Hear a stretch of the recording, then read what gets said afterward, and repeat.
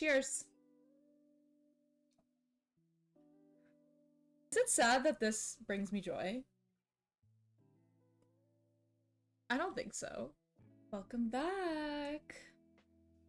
What's up, besties? I am so excited for today's video. Today we are going to film an ultimate reader's guide for us slow reader girlies because I surprisingly got a lot of comments of people resonating with the fact that they're also slow readers.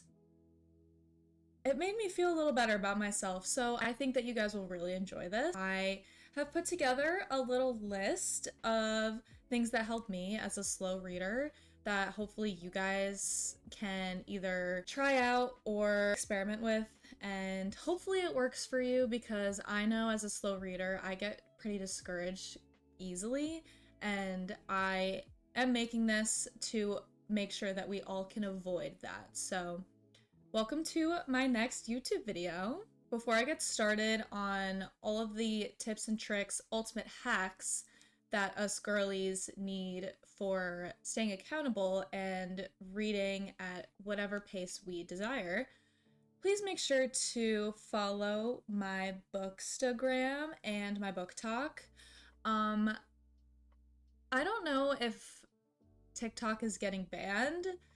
It seems like it might be, so I'm still gonna link it and put it in the video for you guys to have accessible, but in case it doesn't, I'm really excited that I started this channel and that I can start branching out into new realms of content to post for my booktube. So basically, regardless if book talk is getting, we still have each other and we still have this. So I will definitely be diving into this quite heavily throughout 2025, and I hope that you want to stick along, and if you wouldn't mind dropping a little bit of a subscribe for your girl here, that would be totally appreciated, and maybe like the video. Without further ado, let's get started. Today, instead of my coffee/tea, if you guys don't remember, my little Mr. Raccoon that I was using last time, he's taking a rest right now. But I thought to fit the red theme of things, this would totally reach my target audience because I know us girls love a little Diet Coke snack, so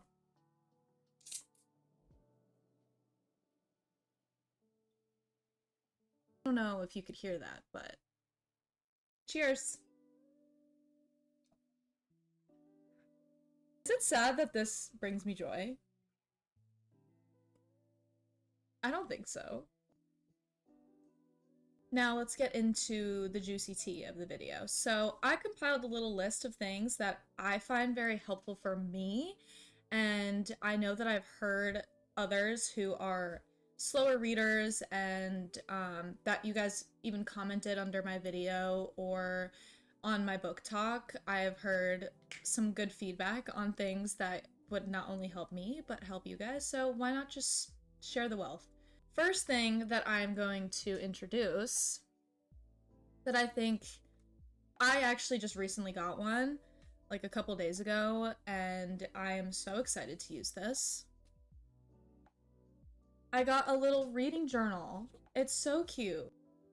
I basically am going to use this throughout the year, and I thought that I could maybe help other girlies that are trying to stay accountable this year and show that a reading journal is definitely super productive and very helpful for keeping track of your favorite books, your favorite authors, what quotes you would want to go back to, and just like having fun with keeping track of how much you read on a daily basis and if you're able to meet your goals that you set in the beginning of the year. So I can just show you a couple pages in here that I know I will definitely be using this year. This has just like a daily reading tracker, which basically is just a bunch of check boxes that you can use to monitor your reading progress throughout the month. These specifically have been numbered 1 through 31, and there's 12 columns of them. So I already started it for 2025. As you can see, I've been reading every day. I haven't read today, so that's why the 18th isn't checked off. But I will 100% be using this this whole year. This is so neat, and I'm so excited that I have something to help keep me accountable and to just check off. And at the bottom here, it says little by little adds up, which is such good advice. It's so true, and it's nice to just see like a physical copy of, oh my god, I'm actually doing good. The girls are doing good. It also has a reading challenge in here. So basically you can just color in any books that you've read so far, just so it's, you can get some coloring in. It's really cute. I still have to do this. I've only read one book so far this year. I finished Sky Shade on the 1st of January, so I still have to color it in, but I will eventually. And then there's also a reading wish list. It's got a books finished tab too that will be super helpful. There's ratings, so you can just rate how you liked the book out of 5 stars as well. There's favorite books, favorite authors, and the last like 50 to 55 pages of this book is quite literally just book review. So it has title, author, genre, and then some questions that you can fill out on your review of the book, and just a whole blank page for thoughts and quotes that you would want to go back to if you're looking for them. It's literally just the rest of this right here is all just review pages, blank pages, which is so satisfying. So I highly suggest getting a reading journal. I think that this is going to 100% help me stay accountable this year, or help me get to my reading goal. So this is my first tip for us slow reading girlies. My next tip and trick that I have is that I find myself to feel more motivated and want to read more when I have things that are making me feel motivated. So, for example, having a little space in your room or in your house that's dedicated to just reading, that you can decorate, you can light some candles, you can have your bookshelves. I think that this is so crucial to having your own space that you're excited to go to, or just adding anything to make it feel homey. I know that for me, my bookshelves are my pride and joy, and I need a candle lit all the time. It makes me feel so much better about reading. So I find that that helps me feel more motivated to read. At the end of the day, I know that I have something to go to, like a safe space. The next piece of advice I have for us slow readers is find some mode of tracking, or kind of just staying up to how much you're reading, how much you have left. I know that I love using Goodreads because I literally use it every time I finish reading for the day. I just put in like the pages that I've read for the day, and it helps me see like how much percentage of the book I've finished already and how much I have left. I know that it helps me feel better, because I know with a lot of the book talk books that are trending right now, they're huge. They're like 6, 7, 800 page books. And that's overwhelming for me. I need something that I can easily like just check a box at the end of the day and be like, okay, I read this amount of pages today and I have this much left. And I think that even staying connected with book talk and booktube is also a huge motivation factor, just to have people to chat with, just have people around you and a community that helps you feel more engaged in what you're reading. So I think having like a Goodreads, getting involved in the book talk, booktube community is another great way to make yourself feel better for the fact that you're not reading like 20 books a month. The next tip and trick that I have for us girls is annotating. Now, I have invested in in the cute pens and highlighters and markers. I think annotating is overlooked, to be honest, and I think that having a nice set of like good pens and markers and highlighters to make your reading journey more fun is so crucial. My next piece of advice, which I think is the most important piece of advice in this whole video, that if I want you to leave with anything, it's this: don't compare yourself to other people. I have so many, like, even my family members or my friends, they read at an astronomically different pace than I do, and I sometimes will get caught in the comparison game, and comparison is the thief of joy, and this goes with anything in life, of course, but especially with reading. Sure, it's amazing and really satisfying to watch book girlies that are like, oh my god, I read this, and this month. Like, here's my reviews for all of them. Don't let yourself fall into the trap of, well, why can't I read that much? Because as soon as you fall into that trap, you just find that you don't want to read. Your motivation starts to waver a little bit. You feel overwhelmed. Like, I have gone through phases like that, and that is the main piece of advice that even though I'm talking about it on a video, I'm totally preaching it every day to myself, and knowing that if I just keep this consistent every day, then I know that I will be enjoying my reading experience so much better. Next, I think that something that will help you in your reading journey is 100% setting goals. Setting realistic goals at that is the most important thing when you're a slow reader. Last year, I barely read and I didn't set any goals. Like, I was basically just mood reading at that point, like what I was in the mood for. If I didn't want to read, I'm totally trying to stick to my reading goal for the year. Right now, my reading goal is about 12 to 15 books. For me, that's good.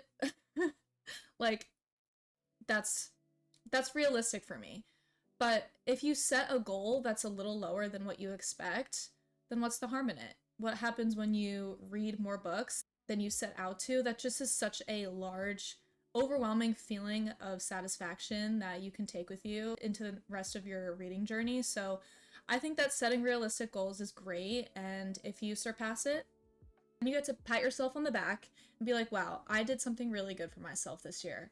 And I was able to check off a box and move on into better, even greater things. The next tip is to think in the short term rather than long term. I kind of just talked about how overwhelming reading can be, especially the book community. I know that I have so many things that I want to read, and I'm sure we all do, but we all have things going on in our lives. I'm sure we're all working and we have a family, we have friends, we want to go out, we want to go on vacation. There's so many things that are keeping us from doing like all the things that we want to do every single day, even if it's mental health. So just thinking of one book at a time, one day at a time, that's how I look at everything, and that's what's helped me, as you've seen in my reading journal, be able to tick off that since January 1st, I've read every single day, because I know that even if it's 5 pages, 10 pages, 20, 50 pages, I'm still doing something good for myself, and that's a win. Just trust me, it's not worth it. Take it day by day. Don't compare yourself. You'll be fine.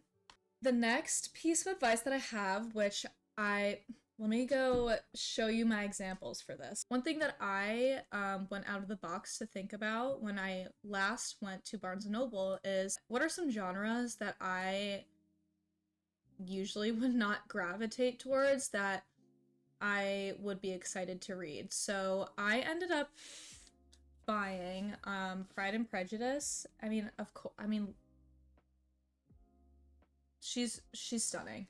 I started reading her actually, only at page like 20, but I started reading Pride and Prejudice by Jane Austen like a week or two ago, and this is going to be something that I know I want to read because I loved the movie, and it's a classic. Like, I would never find myself reading a classic book outside of school, but with something like this where I know that I'll read it and it's very romance heavy, it's got the yearning, the lust, all of the good Mr. Darcy things, I know that I'm going to want to read this year, and I thought that getting something like a physical copy of a book that I know is out of my comfort zone is going to keep things exciting for me. I went to go see Nosferatu and I was heavily in my vampire mood. I want to read the OG Bram Stoker's Dracula at some point. I'm not forcing myself to get to these. These are kind of like things that I know will help me stay excited